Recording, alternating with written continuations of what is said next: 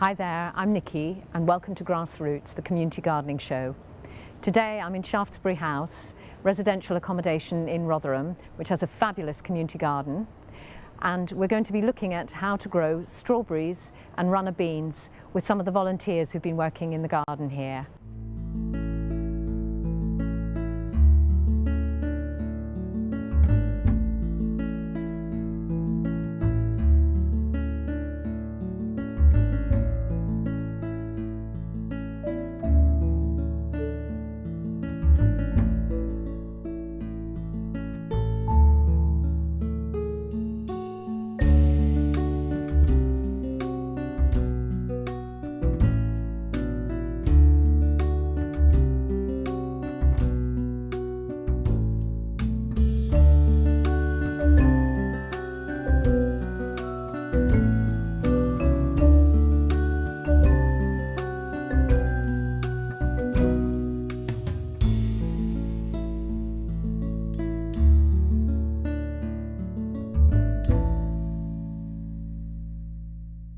I'm here now in the garden with Margaret, one of the volunteers, and we're just going to have a chat about what she's been doing here.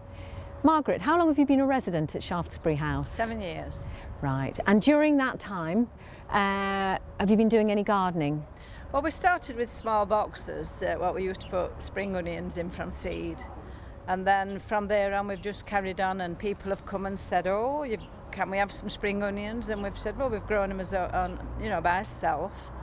And then other people have joined in. They've been surprised how they've all come on. Do you know what I mean? So you were one of the first people to start doing this, yes. And that's inspired other people to go out of course, and... Yeah. And when they've seen tomatoes come on plants and different things, you know, they've said, oh, that impresses us to see things like that, you know what I mean? Mm-hmm. And we've tried different things from there, like turnips and parsnips. Now we're trying, and well, we've had a lot of success with different stuff. Mm-hmm. But we didn't think would happen, you know what I mean? And you can always use lettuce and cucumbers and spring onions, and I think they're a lot of favourites. Mm-hmm. And what happens if you have a glut of those? We give them away. Right. We give them to tenants. There's a lot of old people in here that pass, and we just said, would you like a couple of tomatoes, a bit of lettuce, and it makes them a sandwich, doesn't it? And what about for you? What have been the benefits of getting involved? Being given it, I think with me coming down like every day, and people have said, oh, what are you doing? So we've got other people coming in now. I mean, and they're really enjoying it now because they've been stuck in the flats. Mm-hmm. And you know what I mean? And to be quite honest with you, there's a lot come down and give money because they've said, oh, how lovely flowers are. And here, and I've said, no, we can't take that money. Oh, go on. And then I've bought them, and then I've fetched them and said to them, these are what you've bought. Right. So you go out and buy more flowers or seeds or something with the money? Oh, yeah, definitely. And then we share. I've saved loads of seeds, and we've saved loads of seeds off of different things so that we can plant them or give them away. Right. So for you, being able to share things and have a conversation with people has been really important. It's good, yeah. They've really enjoyed coming and saying, oh, isn't it coming on and doesn't it look lovely? You know, it's been really good.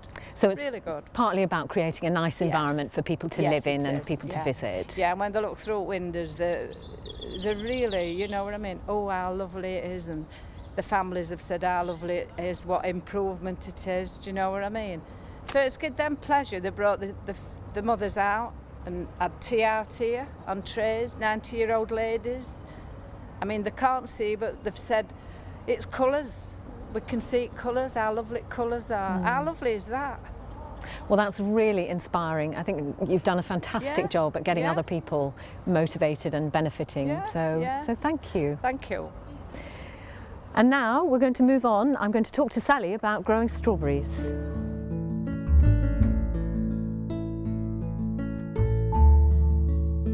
I'm here now with Sally, who supports the gardening volunteers at Shaftesbury House, and we're standing in front of the strawberry bed.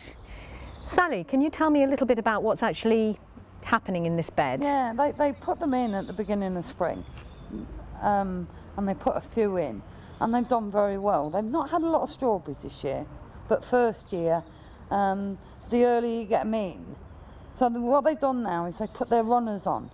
So were these the first plants? They were the first plants. They put a bit of straw underneath to stop the slugs and the insects eating their strawberries, and they've got the means to put netting over to stop the birds coming eating them, because everybody loves strawberries.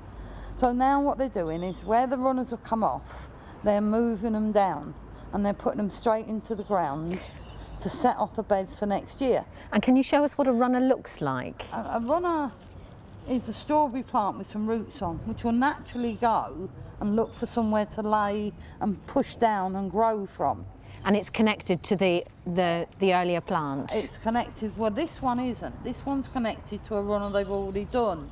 So really, you should take it off, which seems such a waste.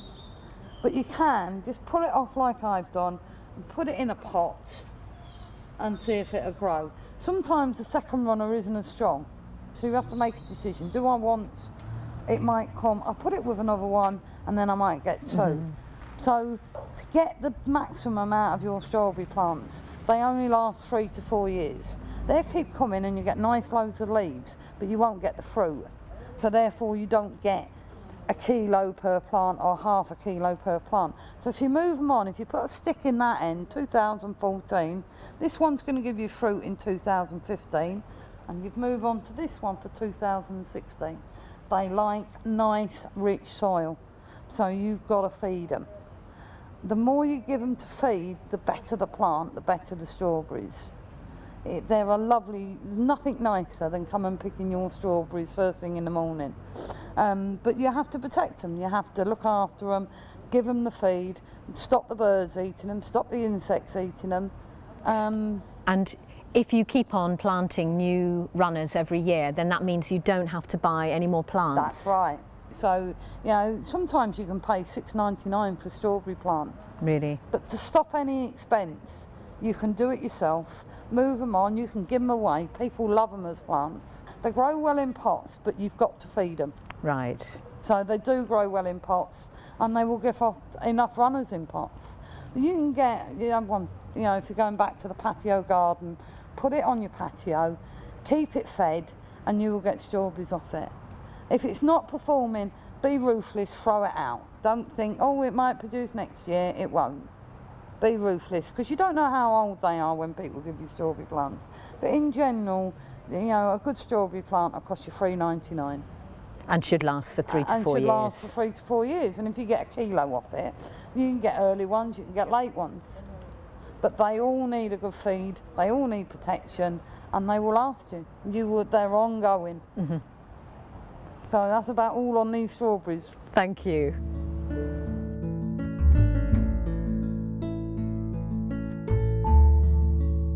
I'm with Margaret now, and she's been preparing some ground for planting runner beans. Margaret, do you want to tell us a little bit about what you've been doing? How do you prepare the ground? Well, basically I dig it up and then I sieve it and make sure that all the stones are gone, or not all of them, but there's too many for what we need, and take away roots that may suck the moisture from my runner beans. And there's been an awful lot of weeds in here because the ground's been left untreated for so long. For 25 years no one's dug this ground. So it also needs compost and bone meal and things to get the ground ready for vegetables. I did them in a previous year and they weren't very successful. And do you know why that is? Because I think the ground lost nutrition. Right. And the roots underneath were draining all the rainwater from the plants, so we were having to water with tap water, which is not a good idea. This year we've got water butts with rainwater, so hopefully, you know, that will be an improvement. But I also want to treat the ground with compost and bone meal. Right. So it gives the plant a good start to grow much better, hopefully twice as well as it has before. And you're doing this ground preparation now, just at the beginning of the autumn, and at what point will you put the bone meal and the compost in? Oh, as soon as I finish doing it. Right, so you leave it over the winter? I will leave it over the winter. And then when will you... Before I put in the plants, I shall give it some granular nutrients as well. Right. Yeah. And when will you plant your runner beans? Well, we'll put them into seed in the propagator probably the end of February. It depends on the weather, really. I used to say June, but if it's a mild spring, you could put them in second week in May.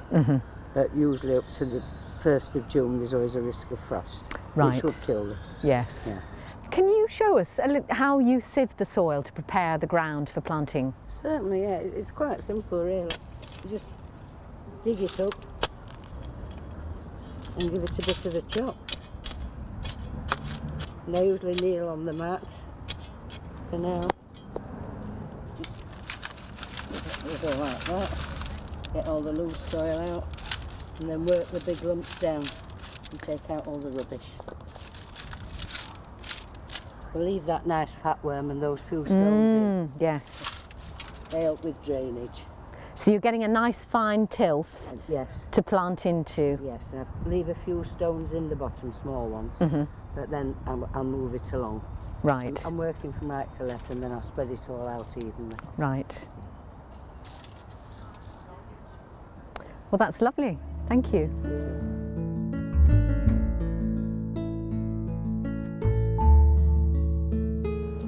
I'm here with Margaret, and she's going to tell me about the lettuce that she's been growing here at Shaftesbury House.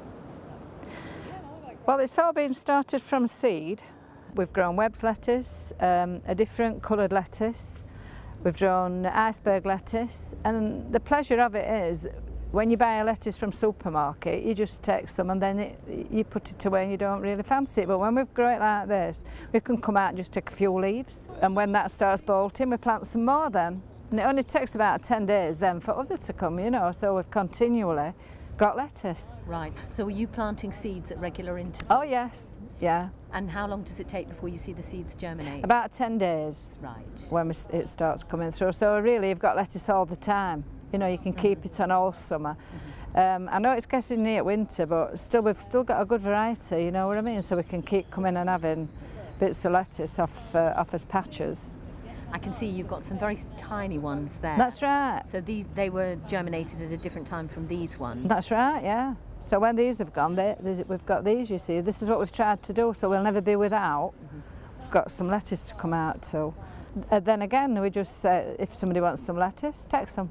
So this is, it's a shame to see it wasted, you know what I mean? So they just come and take whatever they want. They just ask us, and then I'll say, yeah, go and get some if you want some, and it's good. You know what I mean? And it gets people eating more fresh, yeah, it green does, stuff. and it's a lot better, yeah. You see, when you get a lettuce from a supermarket, you know for a fact it's been either in a fridge or frozen, but this is special. And we try and keep it covered, so it's more protective. Right, what do you have to protect it from? Well, perhaps there's cats round or dogs round or something like that, so this is what we try to do. So we know it's, you know, pretty good. And what about slugs? Do you have a problem with No. them? Is that I think it's of the because, pebbles? yeah, I think it's because at gravel we don't get slugs, you know what I mean? But we've had it up from March, this lettuce. It's been really good. Gosh, and will it keep going into the winter, do you think? Hope so. Hope so. We keep, you know, we've got another batch in other box, so really we're hoping we've got different varieties, you know what I mean?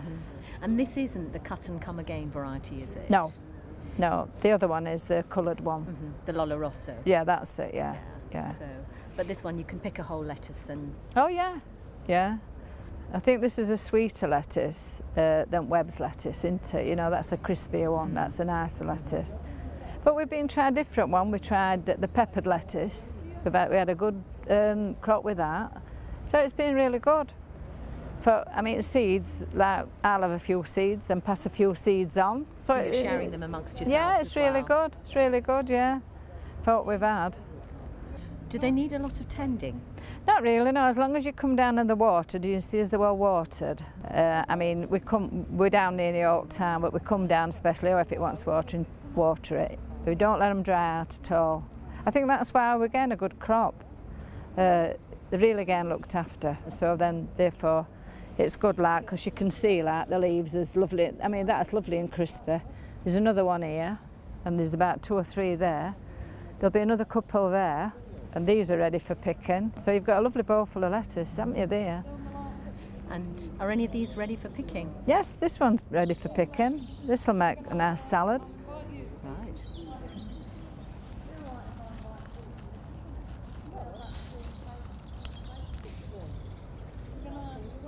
Yes, that looks lovely.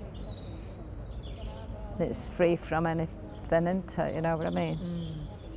Thank you, Margaret. That was great. It's okay.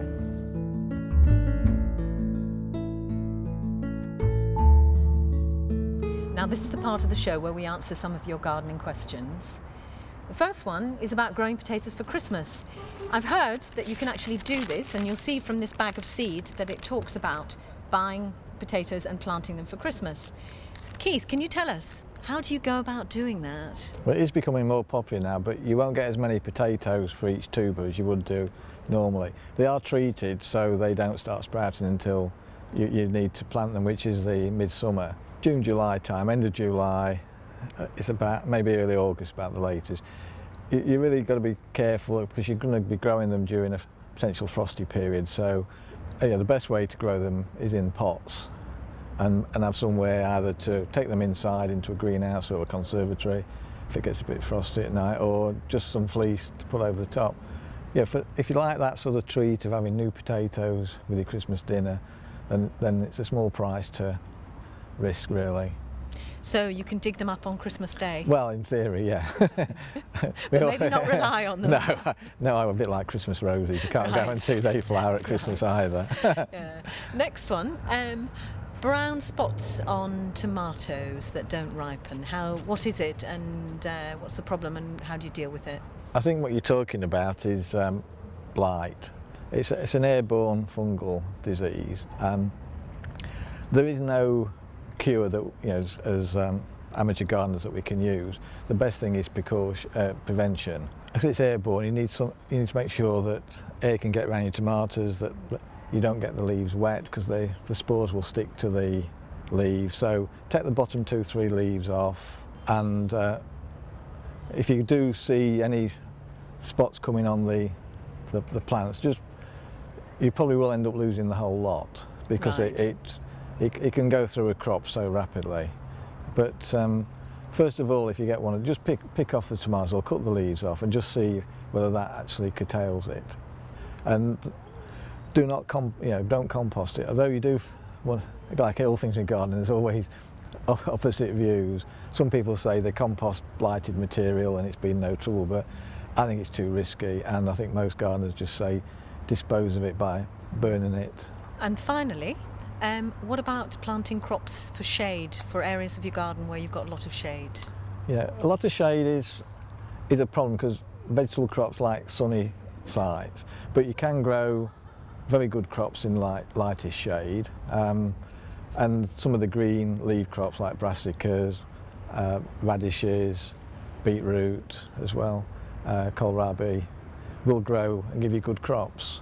But I'd have to say, the more shade you have, and I've seen people grow vegetables under trees very successfully, you notice that they look after the soil really well, they keep the weeds down, so they really do take a lot of time and effort to... More time and effort yeah, than if you're growing them in less shady conditions? Yeah.